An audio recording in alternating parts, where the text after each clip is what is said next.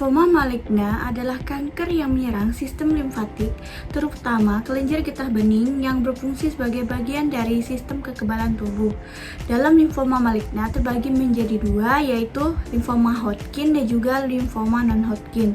Limfoma Hodgkin ditandai dengan adanya sel khas yang disebut dengan sel Rett-Steinberg dan khasnya memiliki pola penyebaran yang berurutan antar kelenjar getah bening. Sedangkan limfoma non-Hodgkin mencakup berbagai jenis kanker limfosit yang tidak memiliki sel Rett-Steinberg dan memiliki pola penyebaran yang lebih acak.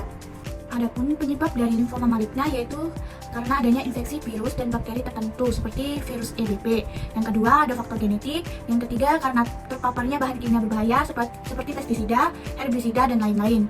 Yang keempat yaitu paparan radiasi tinggi seperti kemoterapi. Yang kelima yaitu inflamasi penyakit kronis seperti kondisi autoimun.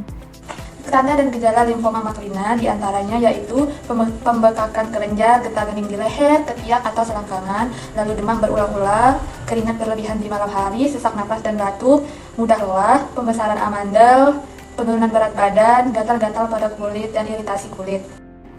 Adapun cara pencegahan limfoma maligna yaitu menjaga pola hidup sehat, rutin berolahraga, hindari paparan zat berbahaya, batasi konsumsi alkohol dan berhenti merokok, lindungi diri dari infeksi virus, hindari paparan radiasi berlebihan, pantau kesehatan jika berisiko tinggi, dan kelola stres dan tidur yang cukup. Adapun pemeriksaan penunjang yang dilakukan yaitu ada anamnesis lengkap, pemeriksaan fisik untuk mengetahui apakah adanya kelenjar getah bening, hitung sel darah rutin, pemeriksaan kimia darah, pembuatan radiogram dada untuk melihat adenopati di hilus, CT scan atau MRI dada, abdomen dan pelvis, scan tulang jika ada nyeri tekan pada tulang.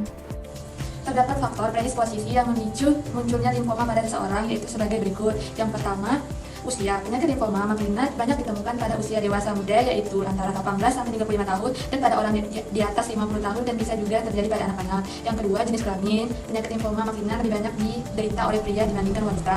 Yang ketiga, gaya hidup yang tidak sehat. Risiko limfoma maligna meningkat pada orang yang mengkonsumsi makanan tinggi termasuk lemak hewani, merokok, dan lain-lain. Dan yang terakhir, pekerjaan. Dalam patofisiologi ada 4 kelompok gen yang menjadi sasaran kerusakan genetik pada sel-sel tubuh manusia, termasuk sel-sel limfoid yang dapat menginduksi terjadinya keganasan. Gen-gen tersebut adalah proto-onkogen, gen suppressor tumor, dan gen yang mengatur apoptosis, gen yang berperan dalam perbaikan DNA. Self management support atau dukungan manajemen diri merupakan strategi yang memberdayakan para penyintas kanker untuk mendapatkan kembali kendali atas kesehatan mereka dan mengoptimalkan kualitas hidup yang lebih baik. Tujuan utama dari manajemen diri adalah membantu untuk mengontrol kesehatan dan kesejahteraan sehingga dapat menjalani kehidupan yang lebih baik secara fisik maupun emosional.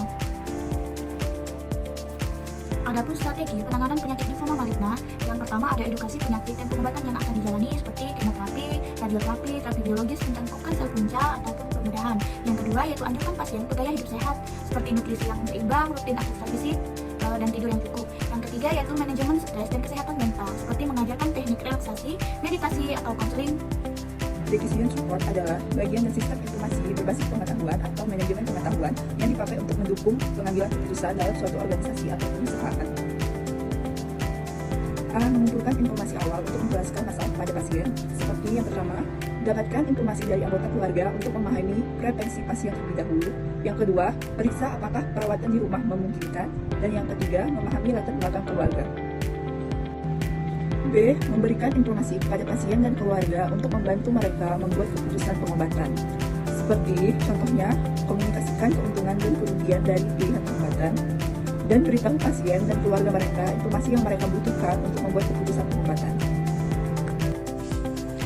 Delivery system yaitu sistem pelayanan kolaborasi untuk pasien dengan limfoma maligna mencakupi pendekatan multidisipliner yang melibatkan berbagai profesional kesehatan bekerja sama untuk memberikan perawatan yang komprehensif dan terintegrasi.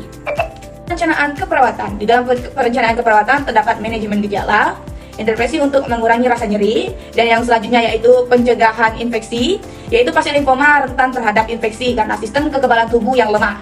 Yang selanjutnya yaitu dukungan nutrisi, asupan nutrisi yang cukup sangat penting karena pasien dengan limfoma seringkali mengalami nafsu makan yang menurun dan penurunan berat badan. Dapat pelaksanaan intervensi keperawatan. Di dalam pelaksanaan intervensi keperawatan terdapat pengelolaan nyeri, memberikan analgesik sesuai dengan rekomendasi dokter, serta metode non-farmakologi seperti terapi relaksasi, dan yang selanjutnya yaitu pemantauan efek samping pengobatan. Dan yang selanjutnya, dukungan emosional dan spiritual yang menyediakan dukungan, konseling, dan terapi kelompok atau rujukan ke layanan kesehatan mental untuk mengurangi kecemasan. Edukasi pasien, sistem informasi klinis keperawatan. Yang pertama ada pengumpulan dan dokumentasi data atau PHR. Pada pasien limfoma, penting untuk mencatat perkembangan penyakit, respon terhadap pengobatan atau seperti kemoterapi atau radiasi, serta gejala yang dialami. Yang kedua, ada sistem pengingat dan peringatan klinis atau CDSS. Misalnya, sistem dapat mengeluarkan peringatan ketika jadwal kemoterapi pasien tiba atau jika ada ketidakcocokan obat. Yang ketiga, ada sistem pemantauan pasien.